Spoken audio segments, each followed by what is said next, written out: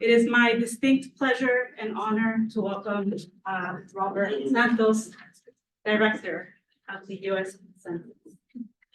I'm going to talk a little bit about Director Santos, and then I'm going to send forward to you. Thank you. So Director Santos' career spans over 40 years in survey research, statistical design and analysis, and executive level management. He previously served as Vice President and Executive Methodologist at the Urban Institute, where he directed its Statistical Methods Group. He has held several leadership positions at top research organizations, including at the University of Chicago's National Opinion Research Center, the University of Michigan's Institute for Social Research, and Temple University's Institute for Survey Research. In terms of his vast expertise, he has quantitative and qualitative research design expertise, program evaluation, needs assessment, survey methodology, and survey operation. We also have, it's 40 years, folks, come on. He also has research experience in with demographic and administrative data, decennial censuses, social policy research, and perhaps something near and dear to his heart, equity issues. He has a bachelor's in mathematics from Trinity University in San Antonio, and a master's in statistics from the University of Michigan. Now, as some of you know, I previously named Faithful Day in 2017 when I received an invitation to participate in the American Community Survey as the highlight in my budding demography career. How can you possibly top being randomly selected to participate in the ACS? I mean, it's like it's a demographer's wildest dream. But today I'd like to amend that statement. I think introducing the U.S. Census Director, the first Latino Census Director, is my new highlight. Santos, thank you so much for being here. The floor is yours. Thank you.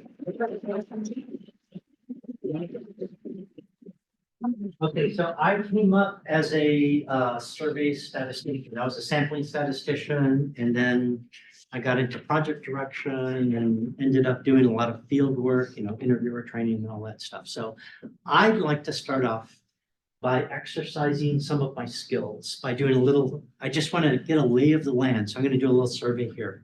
So how many folks here are students of life? No, just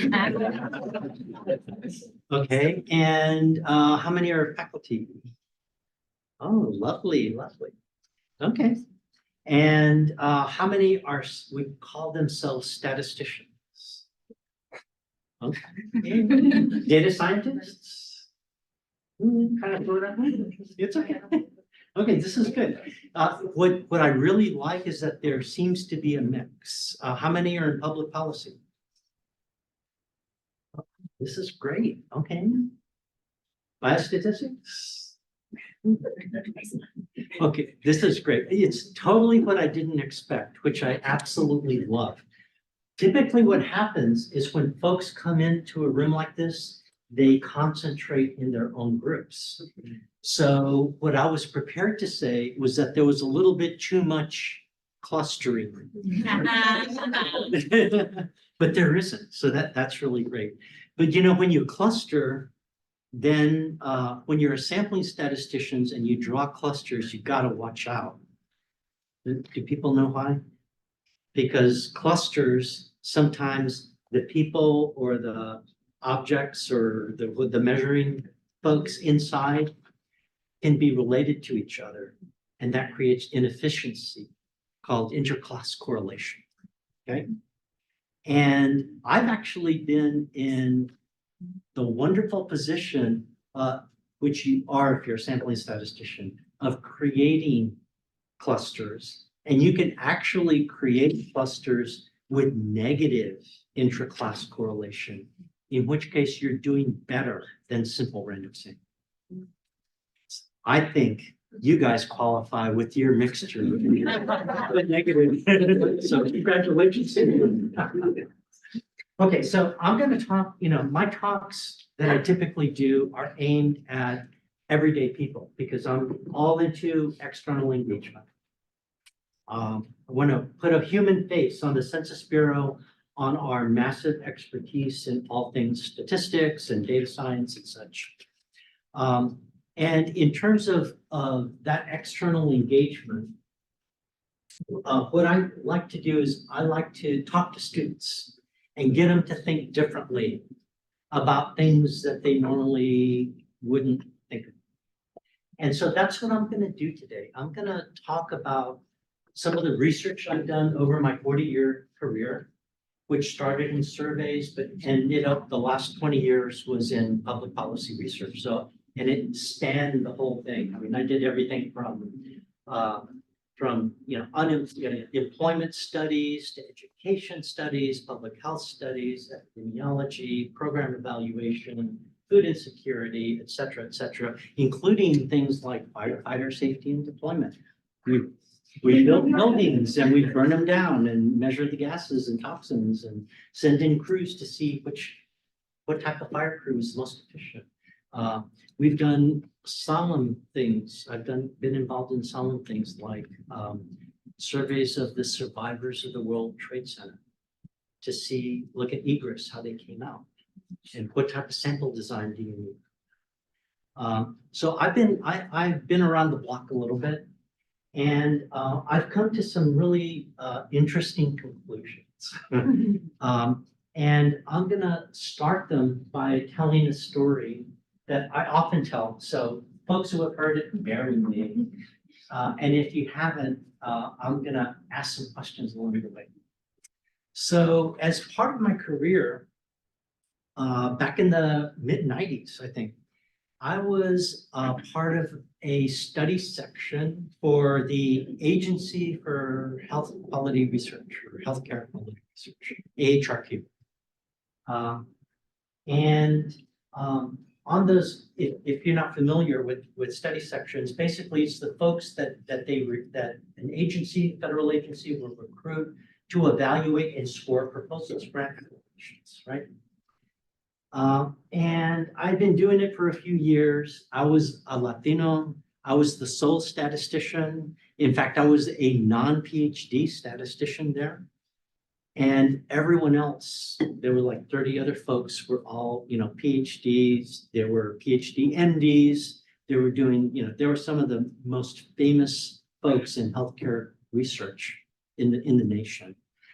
So it was kind of intimidating for me, but they needed a statistician. So I guess they picked me for some reason. Maybe because at the time I was the director of survey operations at the Survey Research Center at University of Michigan. And so I came in and I'd be there and, typically you review these things and, okay, what's the sample design like? Or, is it really a true experimental design, clinical trial, or is it something quasi or whatever, sample size, power, et cetera? How are they recruiting and such? And interesting, typically you get assigned a few projects, right? Or a few applications, but everybody is responsible for reading all of them. So there was this one time where an application was coming up. I hadn't been assigned to it, but I looked at it. And it was on, this was in the 90s. This was before the Affordable Care Act. So a lot of people didn't have health insurance. And what was happening was that they would present to hospitals, ER units, right? Come into the ER. ERs are required to treat. And they were taking huge hits financially. And so this researcher said, okay, here's a condition. It's, chronic pain. Folks, who have chronic pain, they experience episodes where it spikes. They go into the ER, they don't have health insurance. You take a hit, you have to give care and such. I have a solution, they said. We can take folks who don't have health insurance and offer them an alternative therapy. And in this case, it was transcendental meditation. And what we can do is that is a more affordable to the healthcare facility, more affordable path treatment for treating folks who are indigent. They can't afford, or they don't have the health insurance to cover the costs. And in that sense, it's going to be a win-win. And so what we're going to do is we'll have a clinical trial, true clinical trial.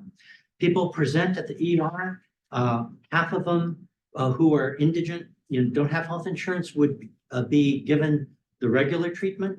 They take a hit financially. The other half would get the alternative therapy, and then we'll do a comparison to see how it works out. And in that way, it's a win-win. The patients get treatment and the organization doesn't take a hit. So how many folks thinks that's a good design? No one thinks it's a good design. How many people think it's a bad design? So most folks neither think it's a good or so it's like the scale, do you prefer it? Do you not prefer it? Or are you neutral? Is everybody neutral on this? Okay, let's do it one more time. How many people think it's a good idea? Nobody think. How many people think it's a bad idea? Really? Okay, why? Why? First of all, I have some ethical issues there. Okay. Really starting with the people who show up Mhm. in the clinic.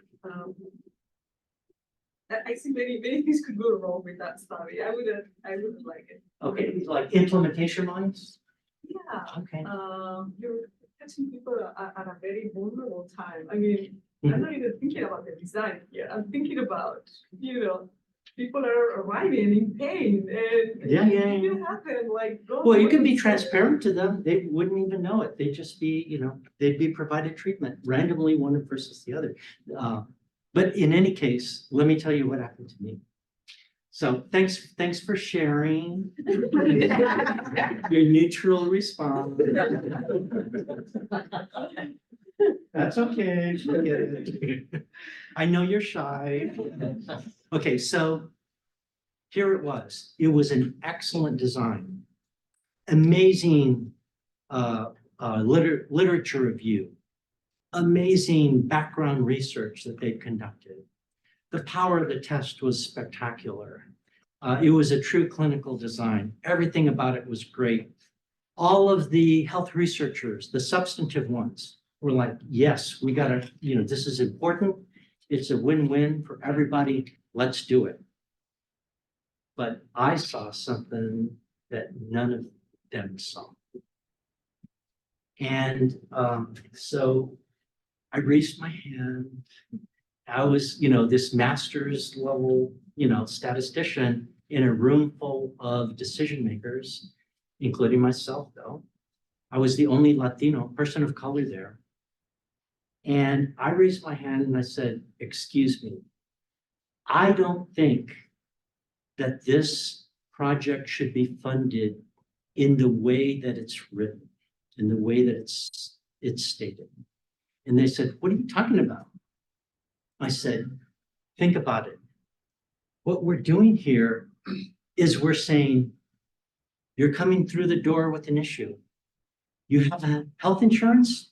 Step over to door number 1. You're going to get the best treatment, the best meds. We're going to take care of you. Oh, you don't have health insurance? We'll go over here to door number 2, and we're going to help you think through your pain. I said, if we fund this wonderful design, we're going to be contributing to a 2-tier health system. And we shouldn't be doing that. If it's a good therapy, open it up to everybody, regardless of health insurance status. There's tons of people who have health insurance who don't like to take meds. I promise. And so I talked to them, and then I kind of cowered because I was still kind of shy back then. And they agreed. I couldn't believe it. They said yes. And it occurred to me a little bit later that I had done something, I had seen something that only I, a Latino, could see having come from a barrio in San Antonio and growing up and knowing that my tia, my aunt, my abuelita, my grandmother, who don't have health insurance, my, family, they deserve the same health care as anyone else. And it was because of my culture and values and life experience that I had an insight that no one else there had. And that was the beginning of my realization that if we want to be the best statistician, if we want to be the best health policy researcher, if we want to be the best data science person, you truly need to bring your whole self to the table. You need your culture, your values, your perspectives, your life experiences, because that provides as a basis, it provides a really unique perspective that no one else can possibly have because it's based on you. And so that's my message to students to think about. And to give you a little bit more clarity on this type of thing, has anyone ever heard of the SF-36? Short form 36? Yeah. Oh, it's popular around here, right? It's a battery of questions, 36 questions, and it gives you health status real quick. Well, there's one question in there that just caught my eye. It's a question on mobility. So maybe some of you who've used it can think about this. It was developed back in the early 90s. And the question on mobility, I don't have the exact wording, but it's something like this. It says, okay, do you do daily activities, or can you do daily activities like, it says the house cleaning and this and that. And then it says, and bowling or golf. This was 1990s. This was before Tiger Woods. So think about it. Back in the 90s, for those of you who were around back then, who went to golf courses? Well, golf courses were only in country clubs, right? It was basically rich white people. Who went bowling? Well, that was more working class, but it was principally white people. So what happened was that an individual who developed the question used their whole self, used their perspective, and plopped it down and said, hey, here's the question we should ask. Let's test it. Is it reliable and this and that? And sure, it can be reliable even though people don't understand it. They can reliably misinterpret and answer something. That doesn't mean it's good. It's not accurate. Reliability and accuracy are two different things. So what I think is that rather than having a single person use their own single life experience and culture and values and such, what was missing was that you didn't have other perspectives at the table. That's what we need. That's why I'm here, and that's why I love all the beautiful, diverse faces around me. It's because it's your diverse perspectives based on your own cultures in combination that creates the excellence that we need to create better methods, to collect more accurate data and more relevant data for communities. So that's actually a message that I've repeatedly provided to my beloved Census Bureau staff. All 13,000. I've told them that we need to think differently. We need to bring in diverse voices. We need to hear alternative perspectives. And by the way, it's highly valuable to include internally, because we have some pretty good diversity at lower levels even. To bring in those types of perspectives, but we also need the diverse perspectives of the community. So we need to go out into the community. We need, and we're doing it now, tribal listening sessions. We need to go, I was at the Hope Global Forums, which is a huge African-American advancement of economic development in Atlanta earlier this week.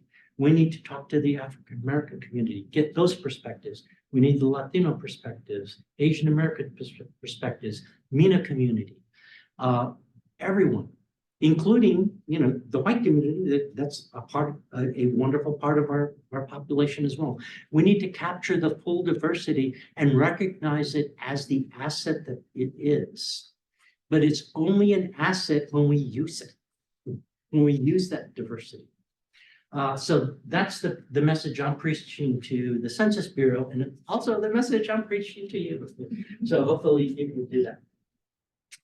And then another story, if you don't mind me telling a story, there was another story that I think is also really important to me as a policy researcher, that especially for health policy researchers in the room, even epidemiologists and such. And it comes from, again, the 90s. The 90s was my Renaissance period. Started thinking weird, crazy things. And I was reading a little newsletter, monthly newsletter from NIH. And they listed, oh, here's a project and here's what's going on. Here's a project, and there was this one project. It was a project on people presenting at health clinics and their outcomes.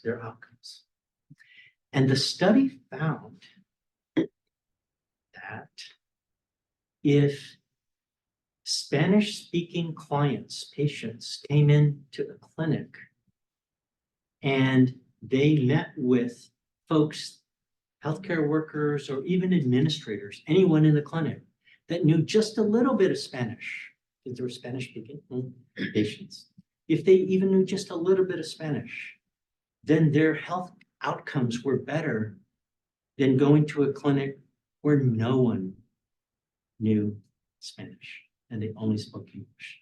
By the way, this was during the big debate. Again, those of you who were around in the 90s, a big debate on English only. So there was actually legislative debate declaring English the one and only official language and nothing else should be used, type of thing. So this was, this result, just a little bit of Spanish, and you get better outcomes. My first reaction, I don't know about you, was because I didn't hear it from you guys. I burst out laughing. I said, of course. I mean, do you really need a study to show that if you understand the instructions, then you're going to have a better outcome than if you don't? Come on. But then it hit me.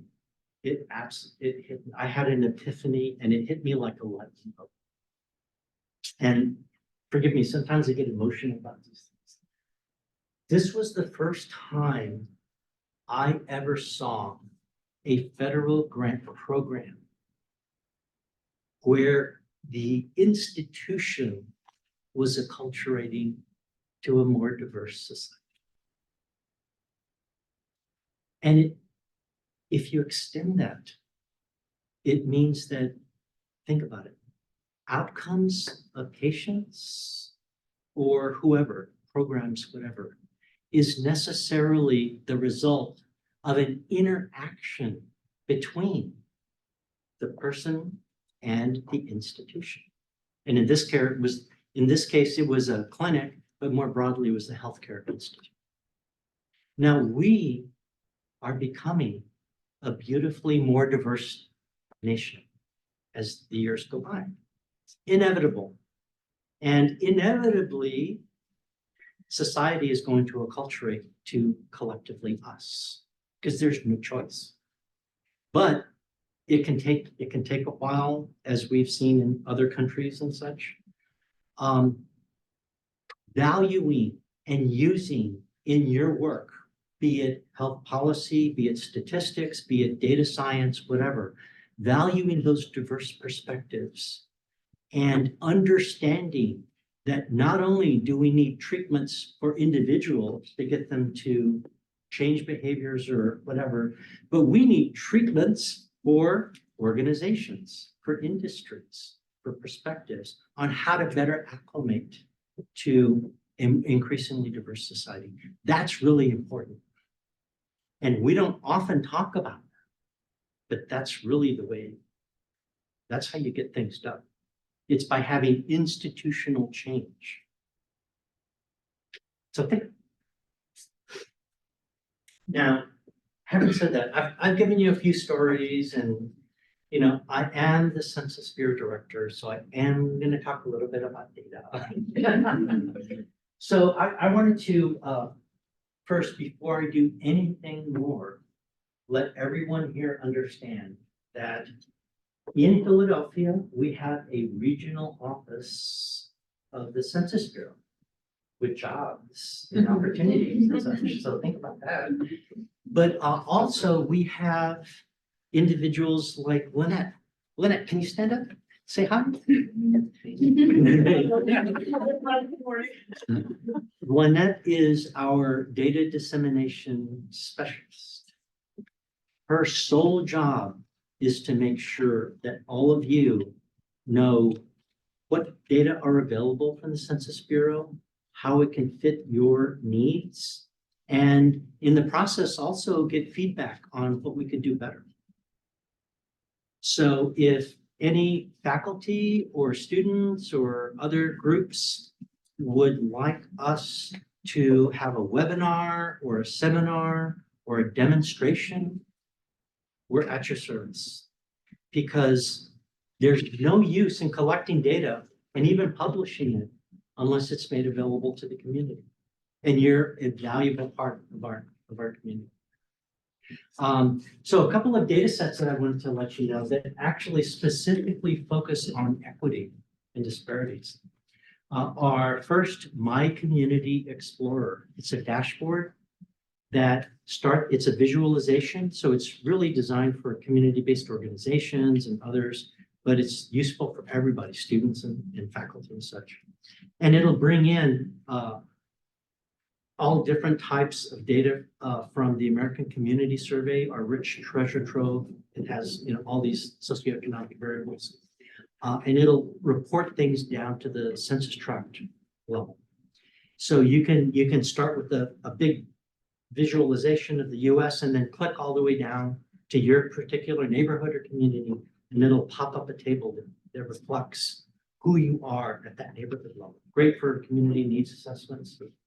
There's also something called the Census Business Builder that takes that to the next level and combines some of the American Community Survey data elements with economic elements.